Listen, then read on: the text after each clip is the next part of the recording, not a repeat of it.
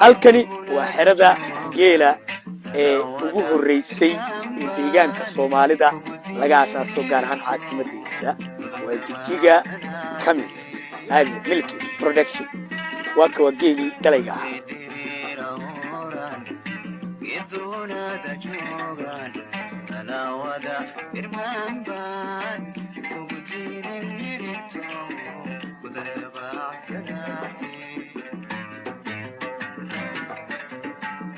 kuma daryeesho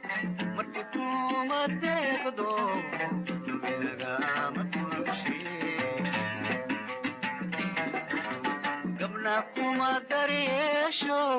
markii kuma deeqdo bilagama turshi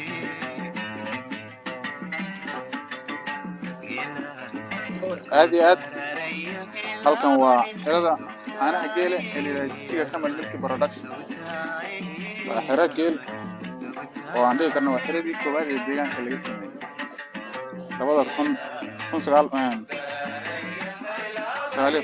19 marka geelu ku taaqa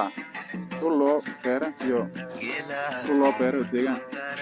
كتاقة أي كمية على في سنة هذا لو كان وكحنا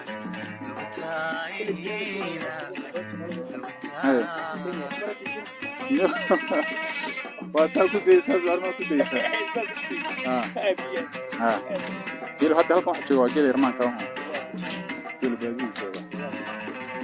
مركان نوع شركات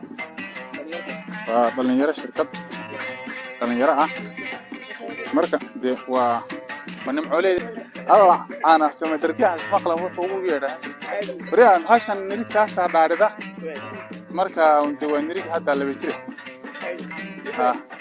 walaal caanaha ilaahay ha barakeeyo meesha waa meesha ugu horeysa ruux hadduu soo martiyo ilaa 2019 aanu halkan ma ku xidhay ruux hadduu soo martiyo nimanka u maru keenaa oo balcaana u lis كوجه أنا من آذي في عنا خيانة إلهي قيل هو بركة قيل أنا بتردي سمع كورها يا شيء ما يلك ما دام معميل إلا بقول له قول أنا إلهي بركة يقيل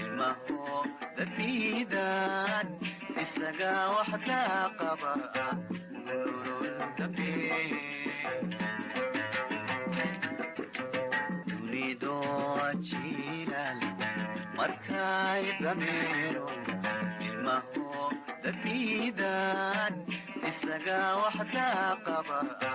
nurul kabi dihalka gaajada isaga udul qaato abadaaga tuubi aadiyad dawaka haddii aad rabtaan inaad soo cabtaan oo Jigjiga timaadaan oo isa soo shubtaan oo iska saartaan dacartiga qashinka iyo gaaska gudaha ku jira hadda rabtaan iska saartaan kaalaya caana kulul hadda waa kulul yahay badi buurta